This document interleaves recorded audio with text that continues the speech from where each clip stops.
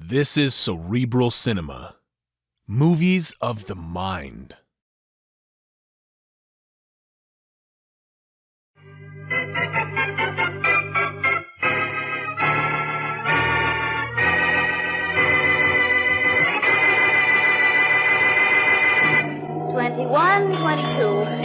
Here's my cabin, Blackie. Not very far from mine. Open the door, will you, Mary? I have my arms full of luggage. Lucky luggage. Oh, very well, porter. Put my luggage at the foot of the bed. Oh, so now I'm a porter. I'll put it where you want it, Lottie. Oh, fine. That will be all, porter. At the foot of the bed, please. It's very apparent, Lottie, that you've never been to sea. We seafarers call a bed a bunk. Well, it's a lot of bed. It's a lot of bunk. Oh. Say, I should have my reservation at the last minute, too. The walls of my cabin are so close together, they practically press my pants. Well, Blackie, that's strange. This looks like a double cabin. Well, strange. It should look like a double cabin when it is a double cabin. But don't think you have to sleep in both bunks just to get your money's worth. I'll remember that. Will this be a long trip? No, just overnight. We get to Westfield in the morning, and then we'll have some fun. I thought you were making this a business trip for Charlie Kingston. It is, but business for Charlie always leaves time for fun. So I thought this black suitcase was too heavy to belong to you. Oh, Blackie, that isn't mine. You must have left one of mine in your cabin. Oh, this is Charlie's suitcase full of bonds. Well, I'll take it back to my cabin because you might pull the handle of it. Why shouldn't I? It's tear gas. And then I'd cry for you. It would take tear gas to make you cry for anything. Well, which bunk should I sleep in tonight? The lower or the upper? I don't know. Let's see which one is softer. The lower one's lovely. Now let's see about the one on top. Mary, I think you'd better sleep in the lower bunk regardless. Why? It'll be a little crowded in the upper bunk. You have a cabin mate. But I don't think she'll disturb you much. She's dead.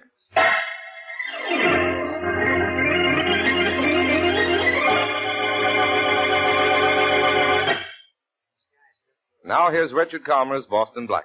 Enemy to those who make him an enemy, friend to those who have no friend.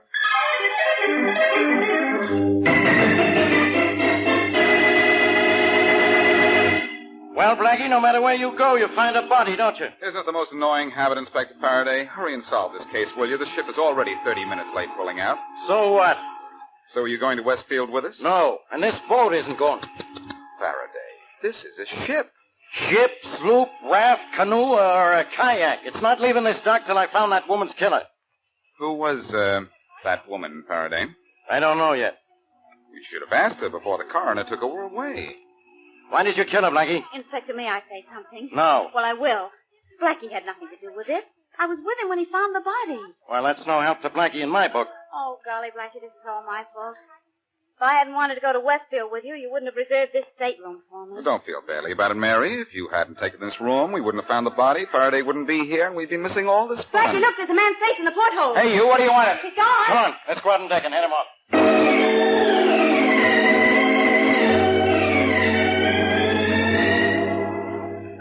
Well, that was certainly a false alarm, Miss Wesley. But, Inspector, how did I know he wasn't snooping? Well, he wasn't. First mate said he was trying to repair a broken guy wire or something. Or something, Inspector? You should have followed that up.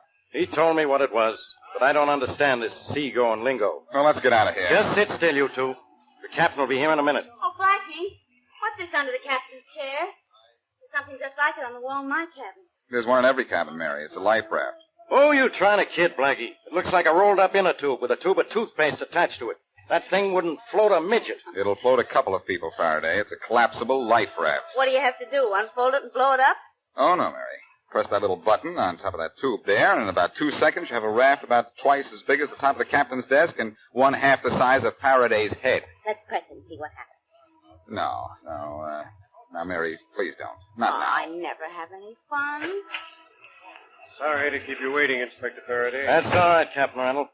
Who was the dead woman? Could you find out? Yes. She was Charlotte Aiken. Oh, I've heard of her. Something about money. Something about $2 million. Look, when I want information from you two, I'll ask for it. Faraday, before this is over, you'll be begging for it. I'll beg you right now to keep quiet. Say please. Please. I said quiet. Captain Randall, where did Mrs. Aiken board the ship? At Westfield, just before sailing time yesterday afternoon. With Martha Vale, her traveling companion. Where is this Martha Vale? At home. Better get me her address. I'll have to see her. Well, forgive me, Inspector, but I took the liberty of sending for her myself and asking her to come down here. You captains are used to running everything, aren't you? Aboard ship, yes, Inspector. I've ordered a complete passenger list for you, sir. Thanks. I'd like a copy of it. But I think I have my killer. Meaning me, of course. Why not, Blackie? There are 150 staterooms on this ship, and I find you in the one with a body in it. The one, Faraday? Well, maybe there are other staterooms equipped with bodies. Let's look. Excuse me, Inspector, but it's way past our sailing time. When can I give the order? Don't worry, Captain. In an hour's time, your ship will be at sea. Well, that's where you'll be too, Faraday, at sea and sending out an SOS for me. So help me, Blackie. So I'll help you, Faraday. Martha, wait, don't go in there. Bob, what are you doing here? Stopping it. Hey, what's going on out there? Let go of me. You're hurting my I'll arm. break your neck if you... Don't, Bob. Come on, let's go outside and see what this is all about. Careful, Faraday. You may get into trouble. Martha, I tell you, you're a fool. Why do you want to get mixed up in a murder? What should I do? Hide? It wouldn't do you any good. I'd find you. Oh, If he didn't get lost looking for you. Quiet, Blackie. Who are these people, Captain? This is Martha Vale, Mrs. Aiken's traveling companion. I don't know the man with her. hello, Captain Randall. This is my brother, Bob. Well, this is Inspector Faraday of the police. Oh, yes. Miss Vale, were you with Mrs. Aiken on the trip she made from Westfield last night? Yes. How about you, son? No, I never traveled with Mrs. Aiken. If I could have had my way, my sister wouldn't have been traveling with that Aiken woman either. All right. Keep on talking, son. And say something when you do. I'm not so selfish that I want to be the inspector's only suspect in this murder. You? Oh, dear. Don't look so alarmed, Miss Vale. Inspector Faraday accuses me of every murder in town. I think you'd better tell me everything. No, she doesn't, Blackie. She tells me. All right, she tells you, and then I figure it out for you. Quiet, Blackie. Now answer a few questions for me, Miss Vale. Now remember, Martha, by law, you needn't say anything. Look, son, am I going to have trouble with you? I want my sister to know her rights. She's mixed up in this. She should see a lawyer before she answers you. And Faraday, why don't you stop asking all the stock questions and ask the one question that really should have an interesting answer? What are you talking about, Blackie? It seems very strange to me that Miss Vale should be traveling with Mrs. Aiken and get off the ship alone, leaving Mrs. Aiken in her stateroom dead. Excuse me, Inspector Faraday. Mrs. Aiken wasn't found in her own cabin. Hers was number 85. Her body was found in 22. That means something. Don't you wish you knew what? Oh, Blackie, darling, be quiet. All right, everybody. Into the captain's quarters for questioning. Oh, must you now? Sorry. Okay, everybody, get inside. Oh, now look what you've done, Martha. You've got us all involved in this thing. Coming, Blackie? The man called Faraday said everybody. Now, you stay here, Blackie. Faraday, are you ill? You're not going to question me? I'm going to question you, all right. Blackie, give the inspector nice answers. My very nicest. See you in the captain's quarters in a few minutes, Mary. Right. If I don't have them up in my quarters for a few years... Captain Randall, hold those people in your cabin till I'm ready for them. Of course, Inspector. Well? Well? All right, Blackie, what's this all about? You don't know, Inspector? Look, Blackie, I figured you knew something about this the minute I found you with that body. If you didn't think so, I'd be awfully disappointed, as a matter of fact. But, why don't you stop calling me names and start calling a few shots on Charlotte Aiken's death? Can you call any? Names or shots? Either. You really want to know who killed Charlotte Aiken? Well, I didn't come down here to go for a boat ride. All right, Faraday, I'll tell you all I know. Well? We went through that well routine already. I'm telling you all I know. You're not saying anything. That's because I don't know anything. About this case, that is. Well, I know something. The time of day, no doubt. Uh-oh. There goes that gun again. And here you go again, too. I know, down to headquarters. Oh, no, wise guy. You're holding out on me. You know something about this case you're not telling. And until you talk, I'm going to put you in your cabin under guard. Well, at least you think so much of me, you want to give me police protection. Come on. On second thought, Faraday, am I being put under protection for your sake or for mine?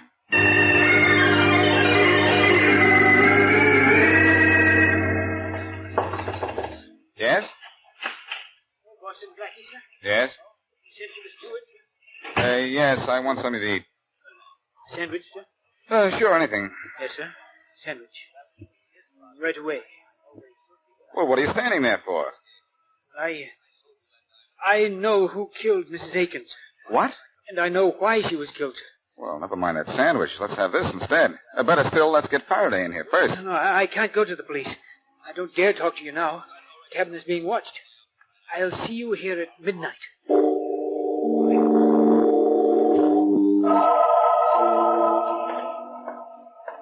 Nice of you to walk around the deck a few times, Faraday. Are you sure it's no bother? I even take my dog for a walk every night. 2 to 1, he outsmarts you. Very funny, Blackie. I didn't think so. Here's your cabin. Take a good deep breath of air because you're in for the night. Okay, Inspector, good night.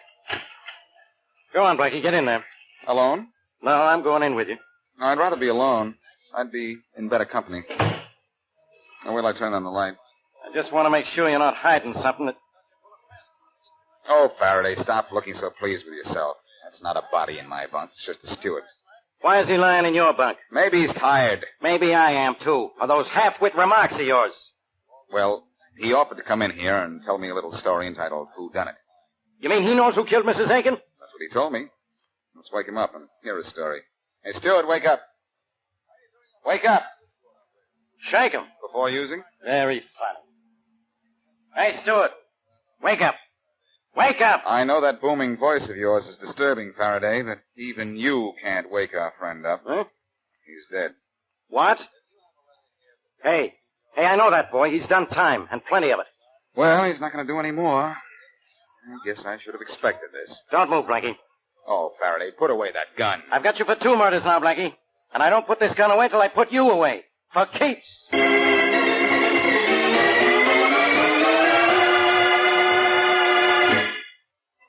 Now, back to Boston Blackie.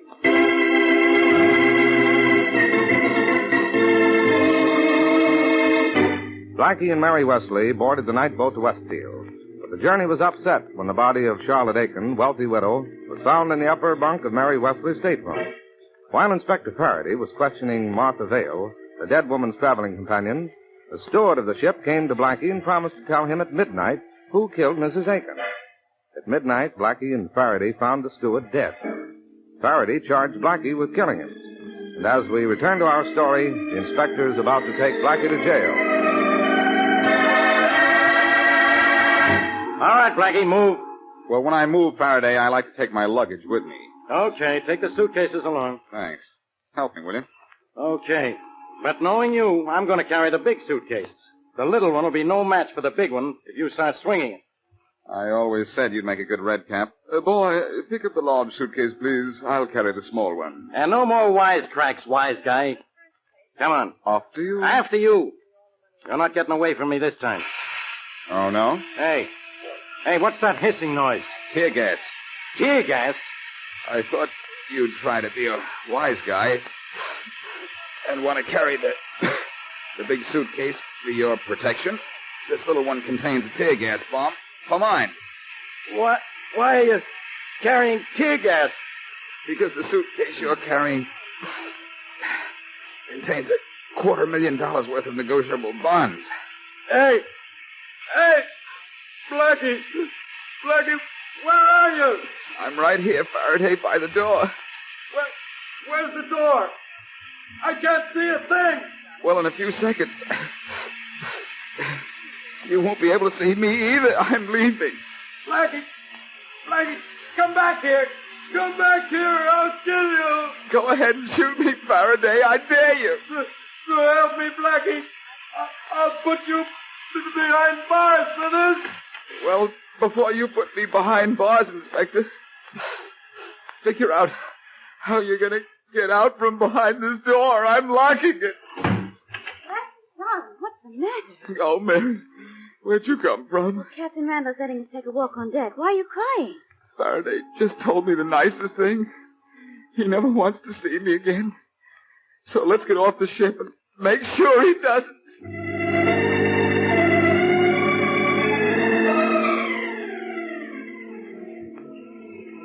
If she isn't on the train, Blackie, then what? Then Martha Vale is smarter than we are. My brother told us she was on this train and... Oh, here she is. She's alone, too. She looks like the lone wolf type. Hello, Miss Vale. Going somewhere? Oh, I didn't kill Mrs. Aiken. She was alive when I left the boat. How do you know? Well, I guess I don't know. We had separate cabins. I left the ship as soon as it docked. I had some shopping to do for Mrs. Aiken. It was very important. Then she could have been dead when you left the boat? Well, maybe she could have. I didn't go into her stateroom before I went ashore. She sometimes slept late. Well, tell me, did Mrs. Aiken act at all strangely on the trip from Westfield? Oh, not unless there's something strange about taking a walk in the middle of the night because you can't sleep. About what time did she go for this walk? Well, just before midnight. What time did she come back? I don't know. Well, did anything strange happen last night after Mrs. Aiken went on deck? No. Think now.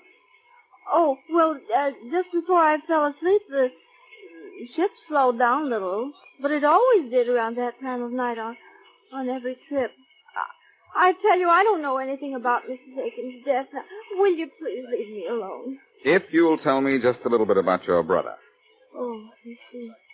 He didn't like the idea of your being Mrs. Aiken's companion. He wouldn't tell me. What else wouldn't your brother tell you?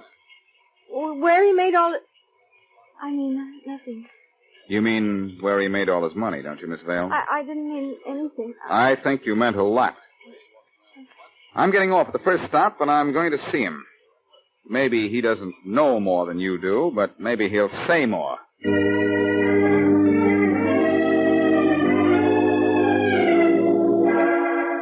Mary, I found out from Robert Vale that his sister inherits Mrs. Aiken's money. Oh. What did you find out? Well, the Westfield night boat leaves Westfield at 7 in the evening and it arrives here at 9 the next morning. Did the steamship company tell you where the ship would be at midnight when it slowed down? Yeah, the clerk gave me this map. And here, he made a mark on it. The boat would be right here where the little X is. X marks the spot, huh? But I wonder what else it marks. Well, you're the great Boston Blackie. Why don't you swim out there and see? It's a good idea. Oh, Blackie, will you stop being silly? I'm dead serious. Only I'm not going to swim. We're going to trade water wings for airplane wings and fly out there. Come on.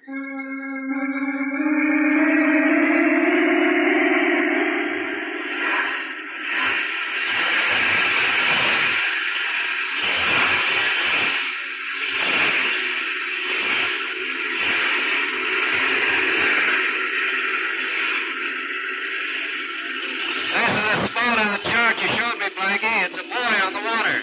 Nice flying, buddy. We're right beside it. Is that chain hanging from the top of the buoy fastened to whatever holds it into the water? Yes, I think we... Say, wait. The chain that holds a buoy in place would be underneath it, not on top of it. A chain is hanging loose, Blackie. Why don't you have a look at it? Okay, wait a minute. I'm going to climb out on the wing. Now I can reach it. Yeah, now I have it. What is it, Blackie? Just a loose chain? Yeah, with a sort of a snap on it. Like the one you find on the end of a dog leash. So? So nothing. Okay, pilot. Let's go back to the mainland. Oh, are we going up in the air again? Yes, and if I don't get a bright idea pretty soon, we'll be up in the air in more ways than one.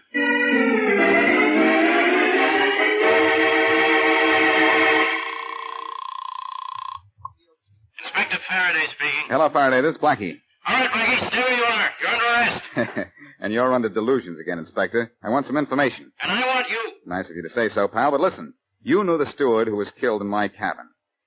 What did he do time for? None of your business. It's your business, though, Faraday. Tell me, and I'll bring in your killer. Nothing doing. Okay, Faraday, if you don't want to solve this case... All right. But don't forget where you got the information. I don't think you'll let me.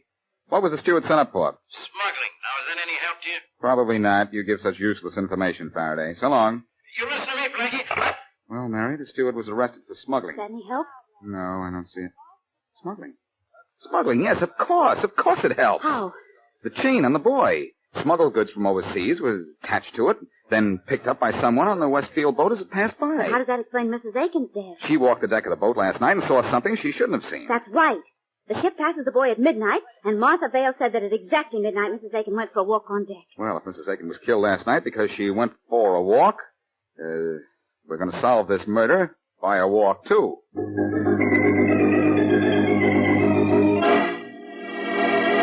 This is the way I figure it, Captain Randall. You must be good at figures, Blackie, if you can slip past the police guards on this boat and walk right into my quarters. Oh, let's not waste time with my accomplishments, Captain Randall.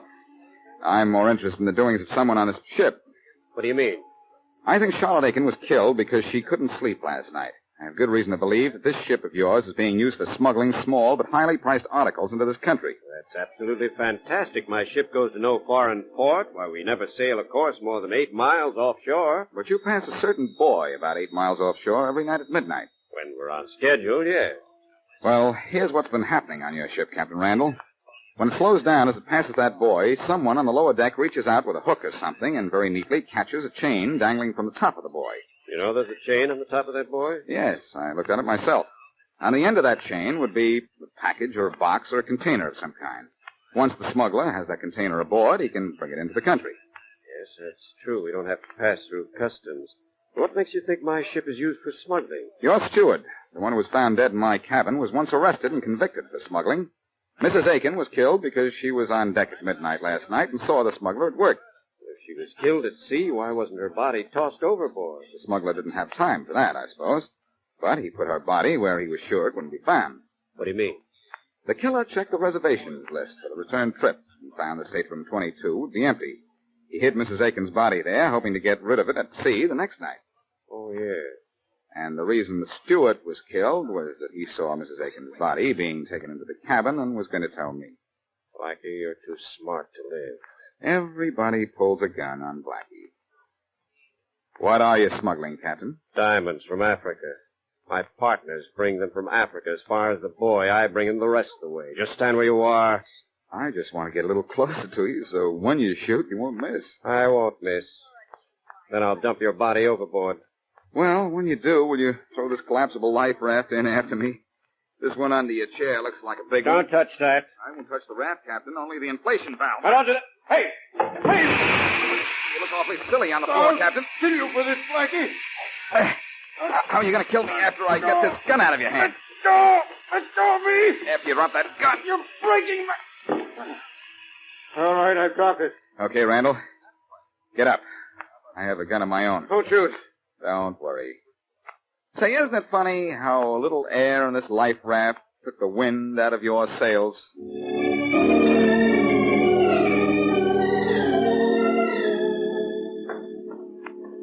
21, 22. Here's my cabin again, Blackie. Open the door, will you, Mary? I've got my arms full of luggage. Lucky luggage? Oh, I said that before, didn't I? I liked it just as much the second time. Oh, very well, Porter. Just put my luggage at the foot of the bed. Blackie, will we get to Westfield this time? I don't know. I can't guarantee anything. Well, do you think we dare look in the upper bed?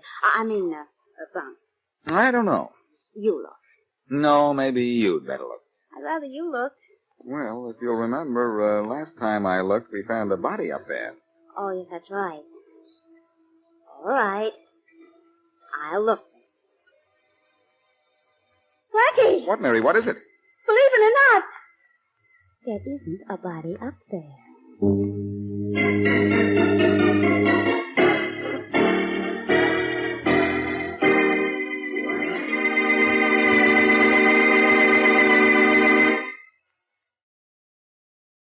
Cerebral Cinema hopes you have enjoyed this movie of the mind.